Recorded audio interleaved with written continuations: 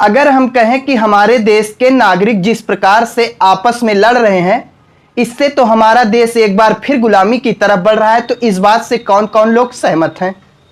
क्या आपको नहीं लगता कि हमारे देश के नागरिक आपस में जिस प्रकार जाति धर्म के नाम पर लड़ रहे हैं, उससे तो एक बार फिर हमारा देश गुलाम हो सकता है? एक तरफ अमेरिका है जो हमें चीन से लड़ाना चाहता है, दूसरी तरफ चीन जो हमें पाकिस्तान और बांग्लादेश से लड़ाने का प्रयास करता है। चीन हमें चारों तरफ से घेर रहा है, कहीं समुद्र के रास्ते तो कहीं स्थल के रास्ते। उसके बावजूद हम भारतीय हैं कि आपस में ही लड़ते जा रहे हैं, कभी धर्म के नाम पे, कभी जात के नाम पर। इस प्रकार से अगर हम लड़ते रहे तो क्या हमें नहीं लगता कि इसका फायदा पूरी तरीके से चीन अमेरिका जैसी महाशक्तियों को होगा? बाहरी शक्तियां इसका पूरा फायदा उठाएंगी। क्या आपको यह बात समझ में नहीं आ रही है? क्योंकि हमारे चारों तरफ पूरी तरीके से दुश्मनों का डेरा पड़ा हुआ है। हर देश यही देख रहा है कि कब भारत कमजोर हो उसका लाभ उठाया जाए। लेकिन हम भारतीय हैं कि हमें समझ में ही नहीं आ रहा है कि हमारे खिलाफ जो है पूरी दुनिया इस समय चल रही है। क्योंकि भारत जिस प्रकार से तरक्की कर रहा है, किसी से भी यह देखा नहीं जा रहा है। भारत में चिकित्सा के क्षेत्र में, अन्य क्षेत्र में काफी ज्यादा पर्यटन बढ़ रहा था। तो ऐसी स्थिति में अमेरिका के राष्ट्रपति डोनाल्ड ट्रंप ने पर्यटन को कम करने के लिए एक बयान दे दिया कि भारत की यात्रा ही मत करें, भारत में बलात्कारी बहुत हैं, रेपिस्ट बहुत हैं, आपका रेप हो जाएगा। छोटी छोटी बात पर ध्यान दिया जा रहा है कि भारत की तरक्की कहां कहां से हो रही, वहां से कमजोर किया जाए। लेकिन इतना जानने के बाद भी हम भारतीय हैं कि पूरी तरीके से आपस में अभी पुरानी मानसिकता वाली सोच रखते हुए जात के नाम पर लड़ जा रहे हैं। चाहे इटावा की घटना ले लो, चाहे आगरा की घटना ले लो, इससे तो लग रहा है कि हम पुरानी तरफ बढ़ रहे हैं। दुनिया आगे की तरफ जा रही है, हम तो पीछे जा रहे हैं। अभी अंग्रेजों ने, मुगलों ने हमें बुरी तरीके से गुलाम बना के पीटा था। सैकड़ों साल की गुलामी झेले थे, उसे हम मात्र 70-75 साल में भूल गए।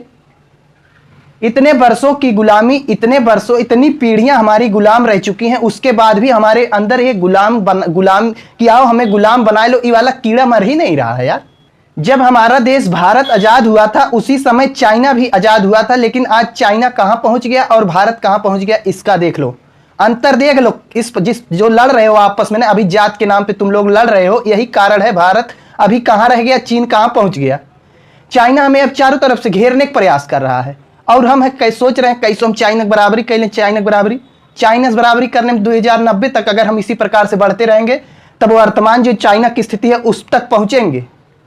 और 2090 तक चाइना कहां पहुंच जाएगा उसका कोनो लाते पता नहीं है। अभी जहां चाइना है उस वहां तक हमें पहुंचने में जिस प्रकार से हम बढ़ रहे हैं, उस प्रकार से अगर बढ़ते रहे 2090 लग जाएगा।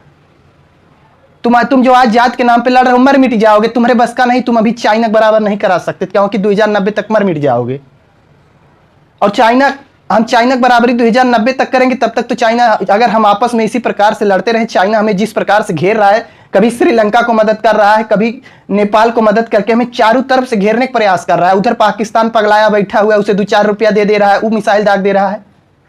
चाइना ने पूरी तरीके से पाकिस्तान को अपने अंडर में कर लिया है। चाइना जब चाहे तब भारत पे मिसाइल दाग सकता है, क्योंकि चाइना 2-4 रुपया पाकिस्तान को दे देगा और कह देगा भारत पे मिसाइल दागो, तो पाकिस्तान तनिको नहीं सोचेगा हम खत्म हो जाएंगे, इस धरती से हमारा नक्शा खत्म हो जाएगा। वो बिल्कुल नहीं सोचेगा। 2-4 रुपया पा गया, वो रातों दिन मिसाइल दागेगा चाइना कहने पे। भले भारत एक आध परमाणु बम मार दे, पाकिस्तान खत्म हो जाए, पूरी तरीके से नक्शा समाप्त हो जाए, लेकिन वो सब नहीं सोच रहा है। अगर चाइना के अंडर में इतना ज्यादा वो चला गया है ना, कि अगर चाइना कह दे पूरी दिन रात मिसाइल भारत के ऊपर दागेगा, चाइना के पास ऐसे ऐसे भारत के खिलाफ देश मिल गए हैं। लेकिन क्या कोई एक देश का नाम बताए दो जो भारत के कहने दिन रात चीन पे मिसाइल दाग दे? और तुम हो साला यहाँ पर आपस में भाई जाति के नाम पे लड़ रहे हो। कभी अभी तक कुछ दिन तक हमारे देश में धर्म के नाम पे लोग खूब लड़े, धर्म हिंदू मुसलमान के नाम पे खूब लड़े। जब लड़ते लड़ते थक गए, मजा खत्म हो गया, कोनो इंटरेस्ट नहीं आ रहा है, तो अब जात के नाम पे शुरू कर दिए। हाल ही में इटावा में देखा गया कि कुछ ब्राह्मणों ने एक यादव कथावाचक को बुरी तरीके से मार दिया। कहे भैया यादव, श्री कृष्ण की कथा कहने का अधिकार यादव नहीं है कि यादव कुल में जन्म हुआ था, यादव नहीं कहेंगे। ये कहानी हम नया नया तुम घुसेड़ रहे हो। तो ऐसी स्थिति में कुल मिला जुलाकर हमारा यही कहने का मतलब है, बाप दादा को अंग्रेजों ने, मुगलों ने बहुत मारा है। कुछ ऐसा कर्म करो कि सेफ आने वाली पीढ़ी सेफ बची रहे। ऐसा कर्म न करो अब कि चाइना वाले बुरी तरीके से मारे, अमेरिका वाले आर्थिक रूप से शोषण करें, ऐसा काम न करो। पाकिस्तान में खूब हिंदू मुस्लिम चला, आज उसकी हालत देख लो कहां पहुंच गया है।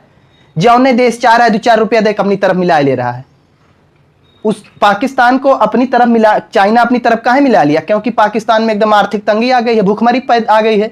खाने तक का पैसा नहीं, अबे चाइना मदद ना करे, देश सुचारू रूप से चल ना पावे। तो ऐसी स्थिति ना कह दो कि भारत की वो भी स्थिति आ जाए कि भारत को भी किसी देश के सहारे रहना पड़े। कुछ ऐसा कर्म करो कि भारत भी जो है चाइना से आगे निकले, दुनिया का नंबर 1 देश बने, जैसे पहले प्राचीन काल में हुआ करता था। प्राचीन काल में भारत का व्यापार पूरी दुनिया पे चलता था। अगर भारत वाले मसाला न देते, यूरोप वाले खाने भी न मर जाते थे, ठंडी मार देती थी। यूरोप में इतनी ज्यादा ठंडी पड़ती है, पहले के जमाने में वो लोग भारत से आते थे, मसाला के लिए आते थे। तुमको क्या लगता है तुम्हारी मांस महकती थी? तुम्हारे लिए नहीं आते थे, वो मसाला खोजने आते थे। एक रास्ता बंद हो गया, दूसरा रास्ता खोज लेते थे, कैसो 4 चक्कर मार के पूरा समुद्र छान मारे, भारत कहाँ चला गया, भारत कहाँ, कैसो खोजो नहीं तो हमें ठंडी मार देगा। तो भारत की तरक्की उस समय क्या थी? और आज तुम कहते हो हम बहुत आगे चले गए, वैज्ञानिक युग है, औद्योगिक प्रौद्योगिकी सुनाते हो, कुछ नहीं, तुम आगे चले गए। तुमसे ज्यादा प्राचीन काल में भारत की तरक्की हुआ करती थी। पूरी दुनिया को अभय हो गया था कि तो भारत जिस प्रकार से बढ़ रहा है कहीं गुलाम न बना ले। लेकिन भारत गुलाम कैसे बनाया गया यार? तुम लोग तो आपसे में लड़ते थे, उस समय भी तुम लोग लड़ते थे। इतनी ज्यादा आर्थिक मजबूती होने के बाद भी हमारा देश गुलाम हो गया, क्योंकि हम लोग आपस में लड़ रहे थे। राजपूत समाज के लोग आपस में इतनी तेजी के साथ, राजपूत में आपस में इतनी तेजी के साथ लड़ रहे थे कि मोहम्मद गोरी गजनबी आए, दुद्दू तमाचा मार के सबको फैले कर दिए। आपसी मतभेद के कारण हमारा देश गुलाम हो गया, और उसी रास्ते पर आज हम फिर चल रहे हैं, आपस में ही खूब लड़ रहे हैं। फिर चाइना आएगा, दुद्दू तमाचा मार के तुमको हटा देगा। वो तो धन्य भाग मनाओ, तुम बचे इसलिए हो तुम्हारे पास परमाणु बम है। तुम अपने कारनामे से नहीं बचे हो। तुम सोच रहे हो हम बहुत अच्छा कर्म कर रहे हैं, हम भारतीय बहुत अच्छा कर्म कर रहे हैं, इसलिए हमारी सुरक्षा हो रही। तुम अपने कर्म से नहीं बचे हो। तुम्हारा जो कर्म है तुम आज ही गुलाम हो जाते।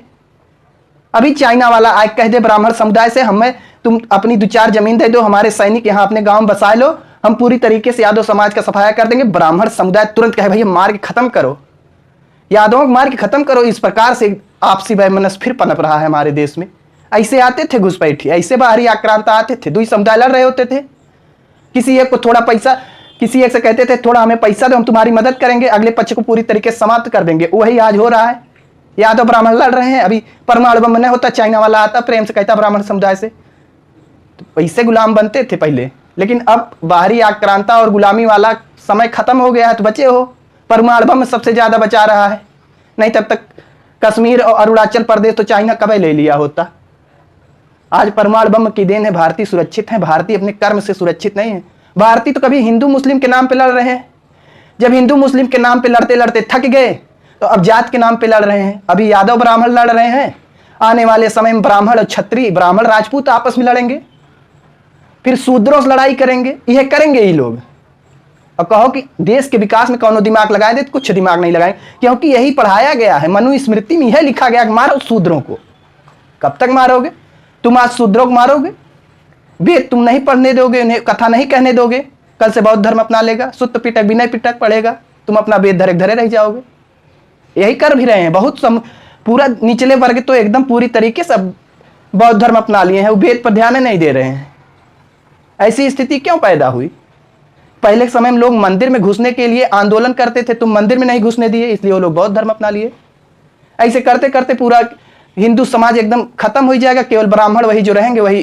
तब ये होगा कि हिंदू धर्म कोई धर्म ही नहीं है, केवल ब्राह्मण धर्म है, जब कोई बचवे नहीं करेगा। तो ऐसी स्थिति में ऐसा कर्म करो जिससे भारत पूरी तरीके से तरक्की करे, चाइना से आगे भी निकल जाए हमारा देश। ऐसा काम न करो चाइना हमें चारों तरफ से घेर के जब चाहे तब दुद्दू तमाचा मारे।